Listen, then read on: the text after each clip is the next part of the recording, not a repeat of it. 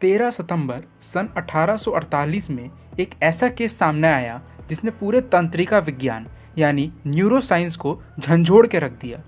अगर आप जानना चाहते हैं कि वो केस क्या था तो वीडियो को एंड तक ज़रूर देखें।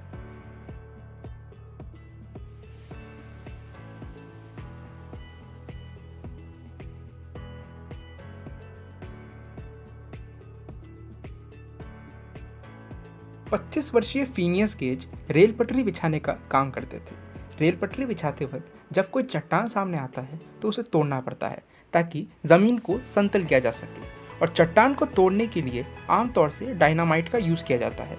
ऐसा ही कुछ काम 13 सितंबर 1848 में फिनियस गेज को सौंपा गया। गेज ने डायनामाइट को ज़मीन के अंदर डालने के लिए 1 मीटर लंबी 6 किलो वजनी आयरन रॉड का इस्तेमाल किया। मगर जब वो डायनामाइट को ज़मीन के अंदर डाल रहे थे तो आयरन रॉड और पत्थरों के बीच फ्रिक्शन से स्पार्क जनरेट हुआ, जिसके कारण डायनामाइट फट गया और आयरन रॉड उनके लेफ्ट मैंडिबल को चीरते हुए उनके स्कल के लेफ्ट फ्रंटल लोब से बाहर आ गया और 25 मीटर दूर उनके ब्लड और उनके ब्रेन के छोटे टुकड़ों के साथ जाके गिरा। मगर इस हादसे से गेज न केवल बच गए बल्कि वो बात भी कर पा रहे थे और कुछ समय बाद खुद उठकर चलकर गाड़ी तक गए। प्राथमिक चिकित्सा के लिए उन्हें नज़दीकी अस्पताल ले जाया गया, जहां पे डॉक्टर एडवर्ड एच विलियम ने उन्हें अपॉइंट किया। गेज ने मजाक करते हुए डॉक्टर से कहा, doctor, here is business enough for you. Doctor ने अपने रिपोर्ट में लिखा कि जब गेज मेरे पास आए तो वो खून की उल्टी कर रहे थे। उनके मुंह से न केवल खून निकल रहा था बल्कि ब्रेन के छोटे टुकड़े भी गिर रहे थे। कुछ देर बाद अस्पताल के सबसे senior doctor John Martin Harlow ने केस संभाला और सर्जरी परफॉर्म किया और सर्जरी सक्सेसफुल रहा।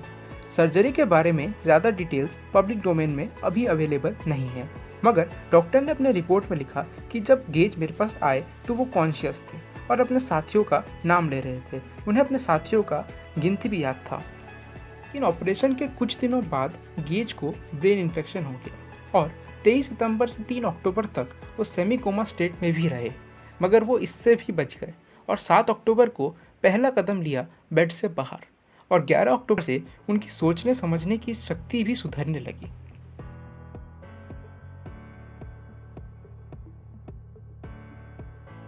गेज ने अपना लेफ्ट आंख और तकरीबन 11% ब्रेन का वाइट मैटर खो दिया, जिसके कारण उनके लिम्बिक सिस्टम और फ्रंटल लोब का कोऑर्डिनेशन बिगड़ गया। साधारणतः इन दोनों का काम सोशल बिहेवियर और सेंसरी मोटर एसोसिएशन रेगुलेट करना होता है, बट इनके ना होने के कारण गेज के बिहेवियर में काफ़ी ज़्यादा बदलाव आए। बट उनके लिए एक पॉजिटिव न्यूज़ था कि उनका लेफ्ट हेमिस्फीयर ज़्यादा क्षतिग्रस्त हुआ था राइट हेमिस्फीयर के मुकाबले, जिसके कारण उनके सोशल बिहेवियर में पार्शियल चेंज आया था। डॉक्टरों ने यह पता लगाने का कोशिश किया कि एक्चुअल में गेज के ब्रेन का कौन सा पार्ट इफेक्ट हुआ है। सब ने अपना अपना ओपिनियन दिया, मगर कोई भी सॉलिड कंक्लूजन तक नहीं पहुंच सका। गेज की जान कैसे बची? इसके कई सारे कारण हो सकते हैं। पहला कारण होगा iron rod. Iron rod pin pointed था, जिसने प्रेशर को बहुत ही छोटे एरिया में कंसंट्रेट कर दिया।